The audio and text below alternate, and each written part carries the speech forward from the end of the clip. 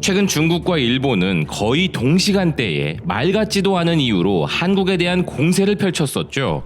중국의 BTS 공격이 그러하고 일본의 소녀상 공격이 그러했습니다. 하지만 그것은 오히려 이 두 나라가 최근까지 벌려왔던 그들의 감추고 싶었던 흉악한 행위들이 외신들에 의해 모두 들춰져 소환되어 버리는 계기를 만들었고, 이들 두 국가는 예상치 못한 참교육을 당하게 되었다는 소식입니다. 지난 9일 일본의 산케이는 독일에서 소녀상 설치 철거 요청이 나왔다며 한국의 수법은 더 이상 국제사회에서 통하지 않는다는 보도를 하였습니다.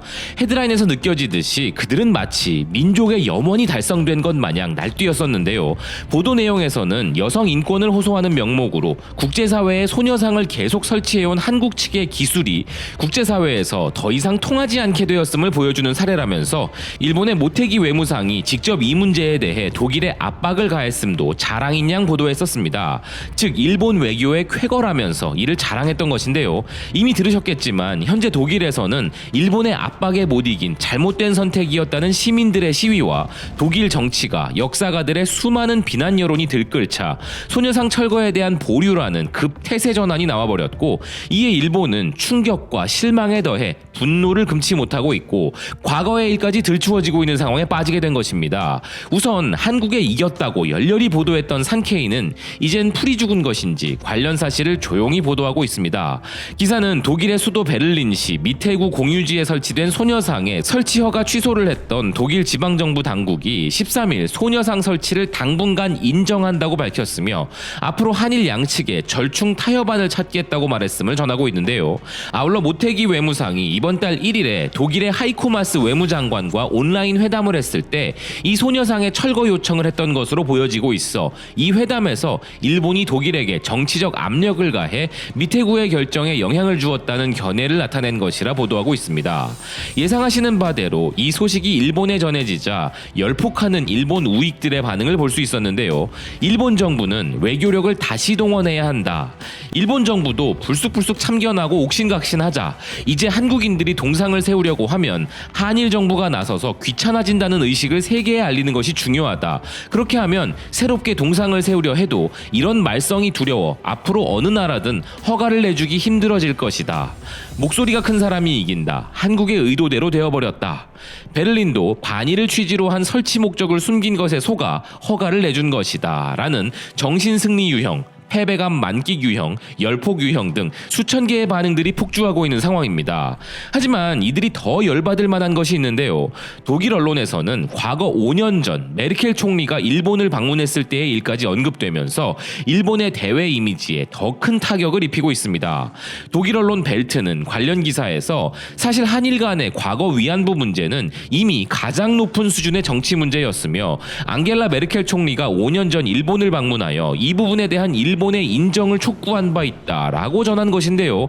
이 기사는 메르켈 총리가 과거 2015년 일본을 방문하여 오카다 다스야 일본 민주당 대표와의 면담 자리에서 일본의 뼈를 때려버린 일화를 언급한 것입니다.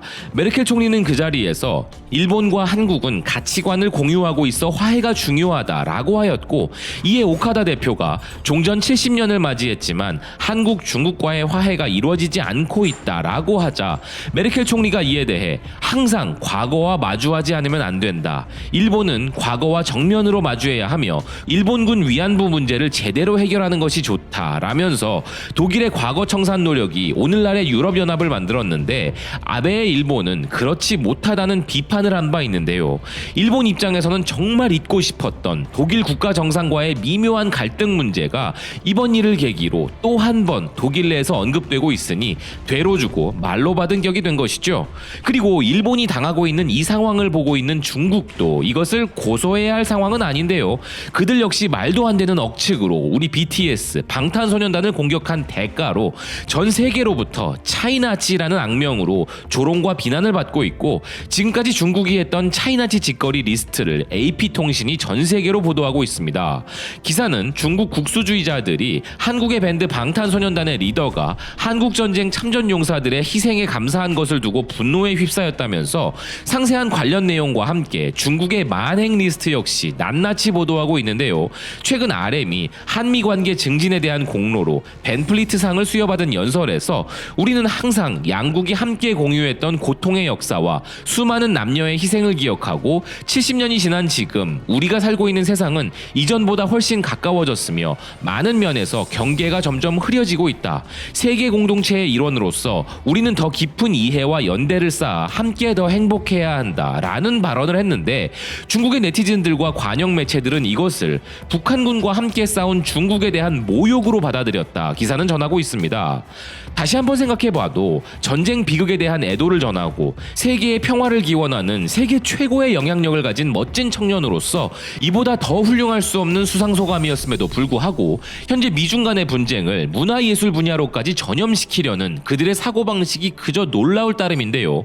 기사는 중국의 웨이보와 환구시보 등 중국 공산당이 장악하고 있는 언론과 매체에서 나오는 이런 억측에 대해 이번 중국의 방탄소년단에 대한 공격은 중국 정부의 대외적 주장과 한반도에 대한 중국의 지속적인 민감성을 반영하고 있다 전하면서 아울러 중국 공산당은 전적으로 국가가 통제하는 언론을 이용하여 중국이 싫어하는 조치를 취하는 외국 기업이나 유명 인사 또는 외국 정부를 향해 분노를 표출한다고 전하고 있습니다.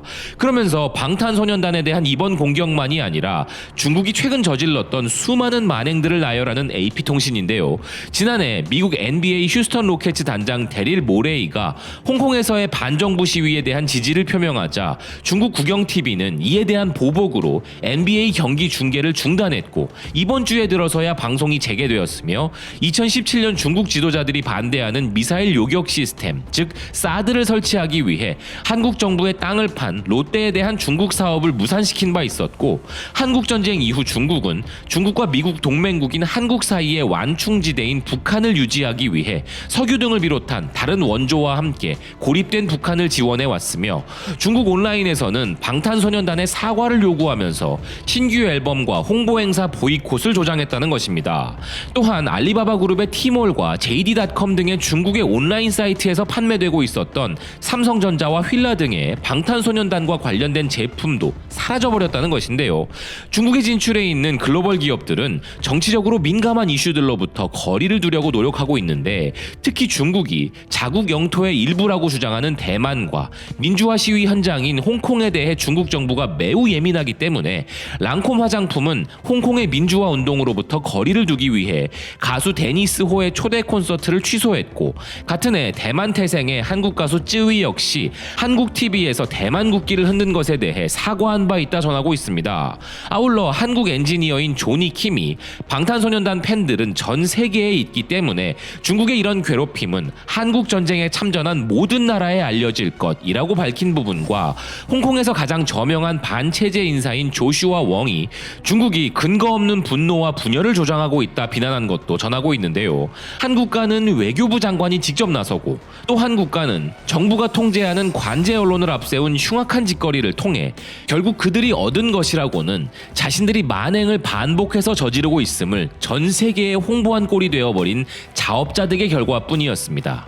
지금까지 BK뉴스 브리핑이었습니다. 시청해주셔서 감사드립니다.